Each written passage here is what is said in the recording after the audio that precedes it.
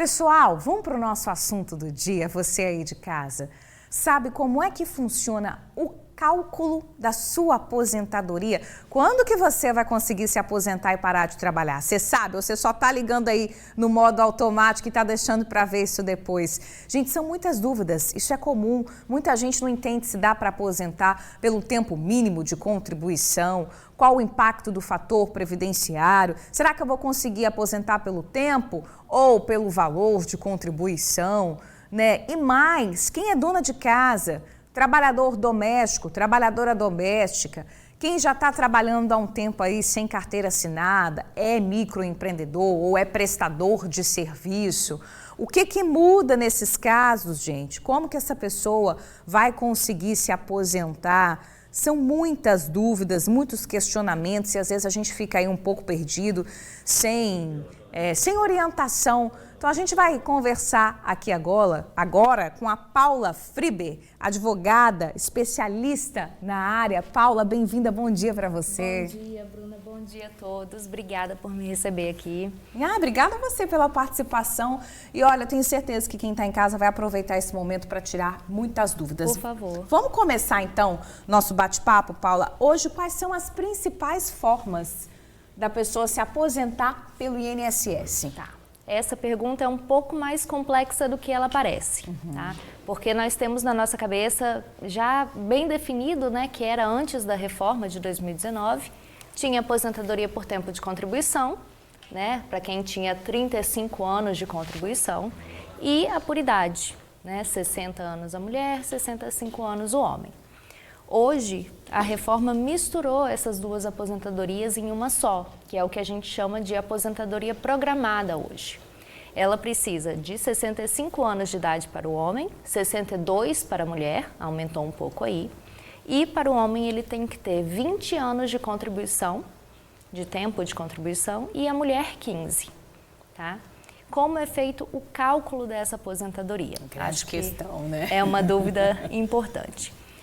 No cálculo, você vai pegar 100% da sua média salarial. O que é isso? Desde julho de 94 até a data em que você vai aposentar, todos esses salários são somados e divididos pela quantidade de contribuições, né? Cada mês de salário ali. Dessa média de 100%, a gente vai tirar 60% disso. Então, só 60% que é o seu salário do benefício, né? Mas, lembra que eu falei que tem 20 anos de contribuição para o homem e 15 para a mulher? Cada ano que ultrapassa esse mínimo de contribuição, adiciona 2% nessa sua média de 60. Tá? Então, uma pessoa que tem 30 anos, um homem com 30 anos de contribuição, por exemplo, a média dele vai aumentar em 20%, né? 10 anos a mais ali. Perfeito. Então, fica 80% da média salarial da vida dele. Perfeito. Nossa, que explicação, né, gente? Realmente são muitos detalhes. Depois da mudança, muita gente acabou ficando um pouco mais confuso. Agora, tem uma dúvida que é muito frequente, Paula. Às vezes a pessoa já atingiu a idade, por exemplo, mas não tem o tempo de contribuição. Essa pessoa vira e fala, mas eu trabalhei na roça, por exemplo, Sim. Ou eu tenho algum outro tipo de trabalho que não está ali assinado na minha carteira. Eu não tenho como comprovar que eu trabalhei. Qual que é a orientação para essa pessoa? Então, Bruna, essa aposentadoria que eu falei, de 15, 20 anos de contribuição, 62, 65 anos de idade, é a mais recente e é a aposentadoria que vai se tornar definitiva, a partir de um tempo. Mas a reforma é muito nova, né? Ela aconteceu em 2019, novembro de 2019. Então, tem regras de transição. Nós temos hoje mais de 10 formas de aposentadoria. Nossa. Tá? O tempo de contribuição, a idade vão variar. Tá? Se precisa de idade mínima ou não, vai variar. São várias formas diferentes de aposentadoria. Tá? Perfeito. Quem não trabalhou de carteira assinada, trabalhou na roça, por exemplo, criança mesmo, tá? Às vezes surge essa dúvida, eu trabalhei, mas saí da roça muito cedo. A partir de 10, 12 anos de idade, a gente já pode considerar isso como tempo de contribuição. E isso salva a aposentadoria de muita gente. Imagino. E se essa pessoa não tiver nenhum registro, por exemplo, de que ela trabalhou esse período na roça, né? Vamos ao trabalho na roça que acho que é muito comum. Como que ela faz para comprovar? Nós precisamos de documentos que mostrem que a pessoa ou a família era lavrador, trabalhador rural. E onde que a gente vai encontrar isso?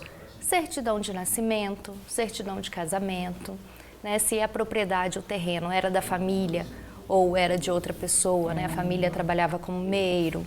A gente consegue buscar também documentos dessa propriedade, até mesmo com os herdeiros do proprietário antigo. O cartório de registro de imóveis vai ter informações sobre o terreno. Olha, isso é uma boa. É importante. O sindicato rural pode ajudar muito. Carteirinha do sindicato, né, que mostra ali que a pessoa trabalhava realmente no campo. Nota fiscal de produção rural. São vários os documentos e eles são documentos que todo mundo tem, né? Certidão de casamento, de nascimento, da sua família mesmo, sua própria. Pode ajudar a comprovar que a família trabalhava na roça. Perfeito. Como você falou, isso pode salvar aí realmente. Salva muitas vezes. Muitas pessoas. Vamos falar do caso dos microempreendedores individuais? A gente já estava até vendo ali algumas imagens. A gente sabe que com a pandemia, muita gente acabou migrando, né? Mas saiu do trabalho formal, do CLT, da carteira assinada e foi empreender e segue até hoje aí com o próprio negócio. E com isso surgem muitas dúvidas, né? A pessoa trabalhou um tempo de carteira assinada, depois fez essa transição. Como é que funciona a aposentadoria para quem é MEI? Ok. Primeiro eu tenho que esclarecer que a contribuição para o INSS é obrigatória, tá? Quem trabalha de carteira assinada tem o desconto direto, né, na sua folha, mas quem é autônomo, MEI ou com outro tipo de empresa, né, quem é prestador de serviços, tem também que contribuir, tá? E aí a gente tem várias alíquotas diferentes de contribuição. O MEI, especificamente, ele contribui com uma alíquota um pouco menor, né, que aqueles 20% do contribuinte normal, fica um pedaço grande do seu salário. Né? Fala. O MEI contribui com uma alíquota menor e ele tem direito à aposentadoria. Mas ele não tem direito à aposentadoria por tempo de contribuição, tá? Regras de transição vão ser prejudicadas para o MEI. Perfeito. É um tempo que conta um pouco diferente. Diferente, né? E as donas de casa, Paula, têm direito à aposentadoria? Tem sim. Quem trabalha, né, de carteira assinada ou autônomo tem que contribuir para o INSS, né? Como eu falei, é obrigatório. Quem não trabalha pode contribuir. Tá? É a qualidade de segurado facultativo que a gente chama. E aí você pode contribuir com alíquota reduzida de baixa renda, né, que fica em 5%, ou de 11%, que é o plano simplificado, ou em 20%. Tá? Para contribuir na alíquota reduzida de baixa renda, tem que fazer um cadastro no CRAS. Tá? É importante isso, tem que comprovar a baixa renda da sua família e fazer um cadastro no CRAS. Perfeito, perfeito, Paula. Nem sabia desse detalhe, interessante você ter falado isso. Chegou uma pergunta aqui, Elisângela Moura, ela é de Vila Velha, obrigada pela participação. A gente está falando da questão das donas de casa, achei muito pertinente a pergunta dela. Ela falou que ela tem 3 filhos e nunca trabalhou fora, sempre cuidou da casa, dos filhos e do marido. Então, ela nunca contribuiu, mas ela gostaria de começar a contribuir a partir de agora. Ela quer saber se vale a pena.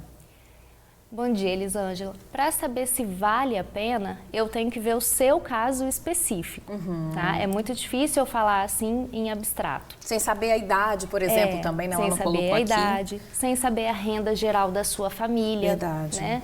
Se as outras pessoas que moram com a senhora tem uma renda, se não tem, porque existe a possibilidade tanto de começar a contribuir e ter uma aposentadoria ou de buscar um benefício assistencial, tá? Que serve para pessoas com deficiência ou idosos a partir de 65 anos e que comprovem que não tem uma renda. Tá? O critério de renda é de 1/4 de salário mínimo por pessoa da casa. Tá? Então, se moram em 4 na sua residência e recebe só um salário mínimo, né, juntando todo mundo, a senhora se enquadraria no critério para pedir um benefício assistencial.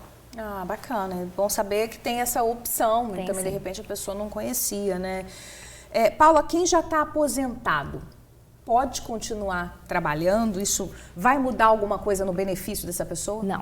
Não muda nada no benefício. Nada. Tem gente que continua trabalhando, eu escuto muito isso, Paula. A pessoa falando, não, eu vou continuar trabalhando, senão vai reduzir aqui a minha renda. Eu não posso reduzir o padrão da minha família.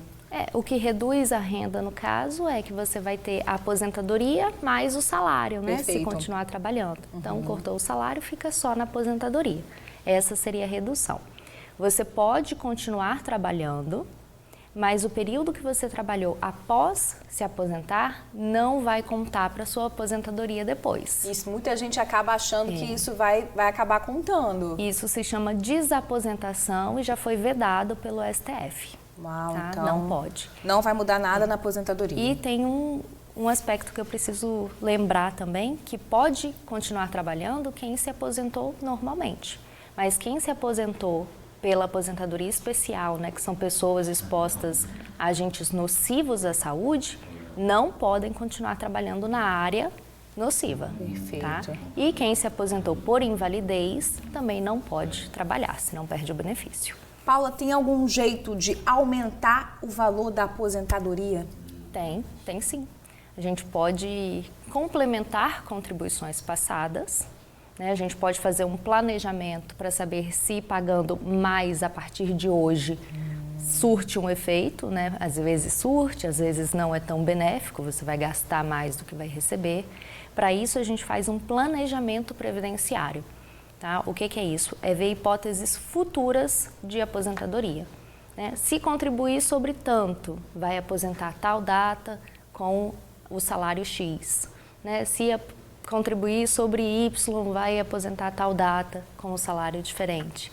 Então, sim, dá para saber se vai aumentar, pode ser que aumente, a depender das nossas ações, mas cada caso é muito específico nisso. Tem que ser olhado individualmente. Mas é bom saber que tem como. Tem sim. A gente rever isso. Chegou uma pergunta, eu acabei perdendo o nome da pessoa aqui, mas eu acho que foi a pergunta do Jonathan. Ele tinha colocado algo nesse sentido, Paulo. Ele falou que ele sempre contribuiu, mas durante o período da pandemia ele ficou desempregado e não pôde mais contribuir com o INSS, pagar o INSS. Como é que fica essa situação? Ele quer saber se tem como corrigir. Acho que é o caso de muitas pessoas que às vezes passaram por alguns períodos sem poder contribuir e agora estão preocupadas com essa questão do cálculo. Tem como corrigir? Tem como fazer as contribuições em atraso. Né? Mas a depender do período, né, do tempo que ficou sem trabalhar, essas contribuições não vão contar para carência, vão contar só para tempo de contribuição. Qual que é a diferença entre carência e tempo de contribuição? Carência é como se fosse um tempo de contribuição mínimo que você precisa pagar direitinho para que tenha direito ao benefício. E o tempo de contribuição ele é um pouco mais abrangente. Algumas coisas contam para um e não contam para o outro. Tá? Mas existe sim a possibilidade de recolher os atrasados. Que bom. Que orientação, Paula, que você daria para quem já está ali se aproximando de se aposentar pela idade, por exemplo? E a pessoa nunca foi ao INSS, enfim, nunca esteve muito atenta ali a essas questões. Já está chegando ali o período. Qual que é a orientação para essa pessoa? Eu orientaria a procurar um advogado previdenciarista, tá? Especialista na área, porque a gente olha lá no portal do INSS, eles mostram um cálculo, né? Quanto tempo de contribuição a gente tem, quando vai ter direito à aposentadoria. Mas muitas vezes períodos que estavam assinados na carteira de trabalho, por exemplo, não foram puxados para a base de dados do INSS. Né? Se a pessoa trabalhou na roça, não vai conseguir enquadrar isso nessa aposentadoria. Tá? Tem prazos específicos que o INSS tem para concluir uma aposentadoria. Tá? Em regra é de 90 dias o tempo que o INSS tem para decidir se ele concede ou se não concede um benefício. Então, se você está amparado por um advogado, o seu processo ele pode ir mais rápido. Com certeza. Tá? Quem fala assim, olha, eu não tenho... Agora eu não estou com condição de contratar um advogado, mas eu gostaria de receber uma orientação ou de tirar dúvidas. Dá para a pessoa ir presencialmente ali no INSS? Ele vai ser recebido para pelo menos receber uma orientação? Tem sim, você precisa agendar antes. Tá? Liga Só fazer no o 135, agendamento. faz um agendamento. O telefone é 135. do INSS. Pode fazer o agendamento e eles vão tirar suas dúvidas, sim. Perfeito. A gente conversou com Paula Friber, pessoal. Ela é advogada previdenciária. Brilhantemente tirou nossas dúvidas aqui. Adorei conversar com você, Paula. Igualmente, Bruno. Espero ter ajudado. Qualquer coisa, estou à disposição. Obrigada pela entrevista. Já vamos encerrar daqui 8 horas, 58 minutos. Obrigada pela sua companhia, viu? Obrigada mais uma vez pela entrevista. Obrigada. Paula, beijo para vocês e até amanhã às 8h15.